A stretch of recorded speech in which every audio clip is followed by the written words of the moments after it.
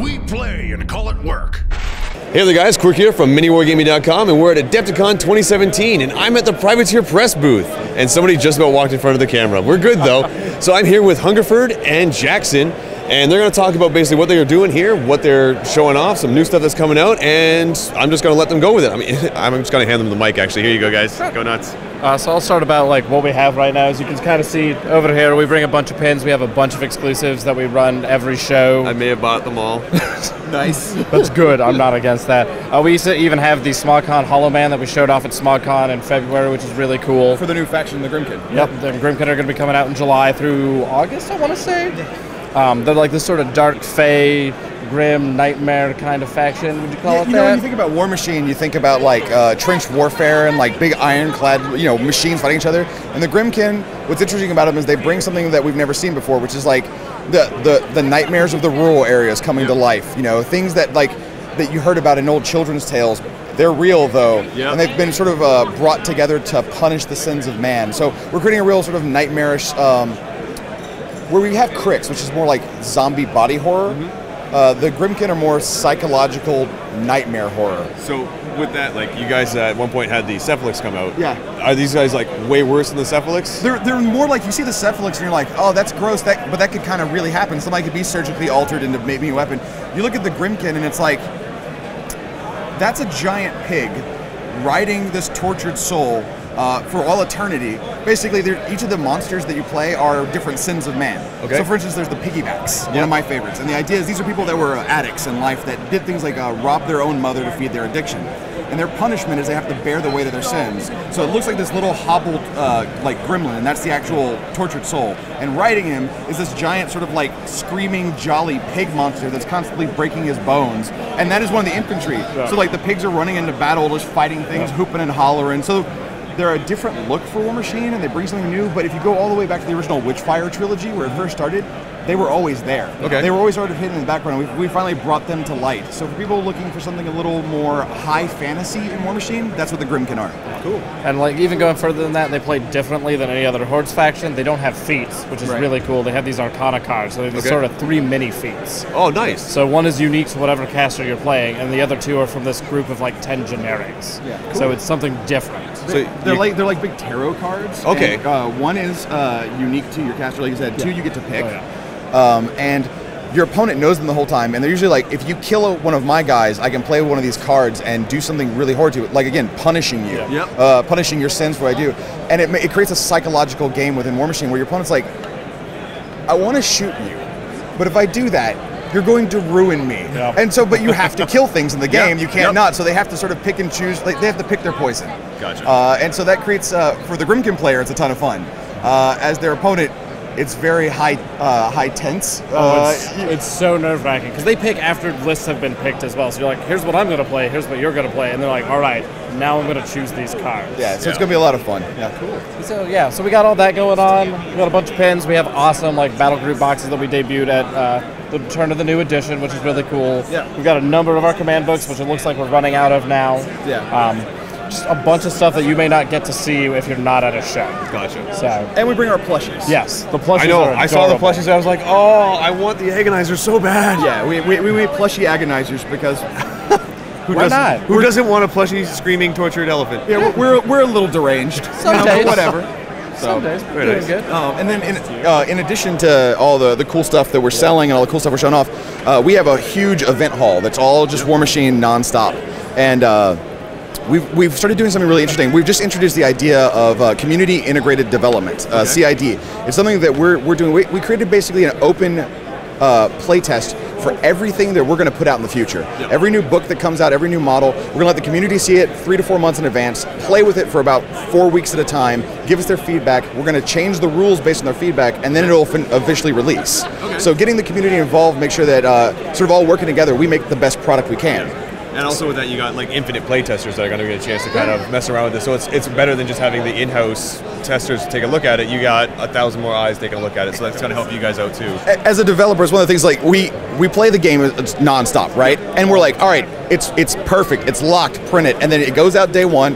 Most of the time it's fine, but every once in a while, you got thousands of people playing it, and they're like, did you guys know about this? And we're like, come on, really? Like, how did we not see that? And then we don't like to do errata. We want things to be, so this sort of gets ahead of it, and more importantly, it gets that, not just the rules, but that fun factor. Do you like this? Are you having fun with it? And people get invested and they have a good time.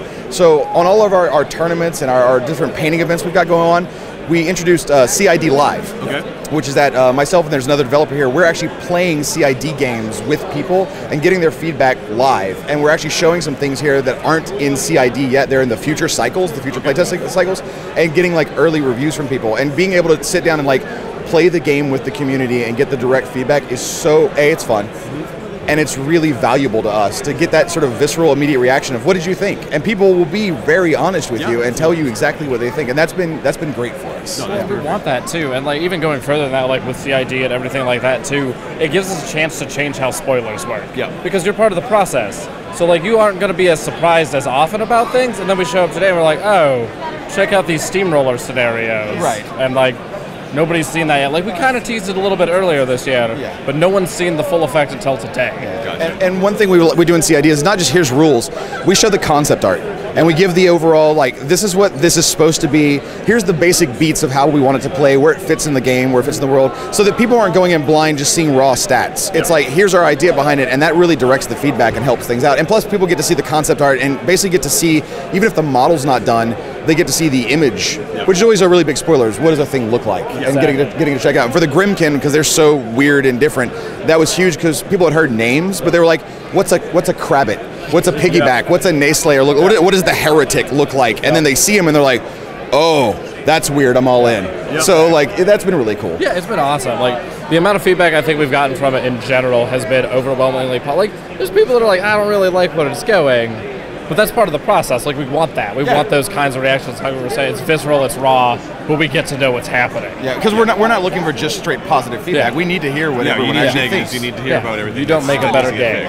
Obviously. So I think that's been pretty cool. What else do we want to touch on today? I think we hit most of the major stuff. Like, we got these cool exclusives. We have all these tons of events going on. We have the CID Live going on. We have the Grimkid coming out at Lock and Load and then releasing basically July through August, so people will be able to get their hands on them. That's the brand new Hordes faction. And then if you're interested in getting your chance to see what's coming up and playtest it, go to the CID, look up for Privateer Press CID. That's a whole forum you can sign up for. You get the rules handed to you for free, and you can start playing. Awesome. Oh, I have one other thing to say. Your battle reports for War Machine, I love them. You know, I know some people said like, oh, that's way too much terrain. Like, they built a whole city. You don't play War Machine like that. That's wrong. You play War Machine however it was awesome. Like, cool tables are cool for a reason. Every time I saw a couple of your games, we were playing like on pretty much like a full city board. You had like a ton of buildings. I think it was like either a battle box game or maybe 25 points. It was super low, right? And I was like, this is awesome. So thank you for showing like really, really cool War Machine tables. I really appreciated that, and I watch your guys' battle reports, and I love what you guys do. So this has been cool. Can I throw one more thing on that? You throw everything you want. Sorry, one more thing to go with what Hungerford says. We love meaningful terrain. We just played, I think, with one of the first times really, a trench that we set on fire. And it was most frustrating and enjoyable experience I think people have had in a while. It's been pretty good. So like, try it out, test it out, do different weird things with terrain. It's a lot of fun. But thank you so much. Do what he does. Do what these guys built. It's good. Do it. All right, guys. Well, do you have, obviously those were your closing remarks for this interview. One thing I'm going to say really quick is that it's been absolutely torture trying to work here because our booth is literally kitty corner to yours. So every time I'm looking across the hall, I'm like, why is first off, when we got everything set up, you guys had a lineup from your booth to like the tournament, like, which is way down there. It has finally slowed down. We've been busy. Like nonstop. So I'm standing over here going, what's going on over there?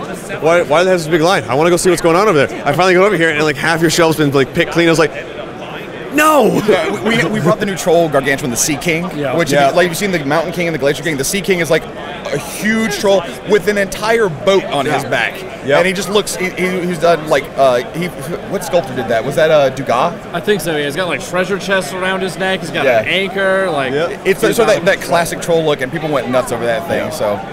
No, and I absolutely loved it. I came over here a couple of times. I think I grabbed all of your exclusives except for 2 because I just wanted them. I grabbed a couple of pins and I got a couple of the busts. So it's. I'm pretty sure I gave you guys probably more money than I should have, but I still love the game, guys. Absolute pleasure talking with you. Absolutely, man. And Thank you guys so much. Thank you. As always, if you're interested in checking out any of the War Machine or Hordes, go ahead and check them out. You can Google them or go to their website. I think it's privateerpress.com. Yep. All right, so go ahead and check them out, guys.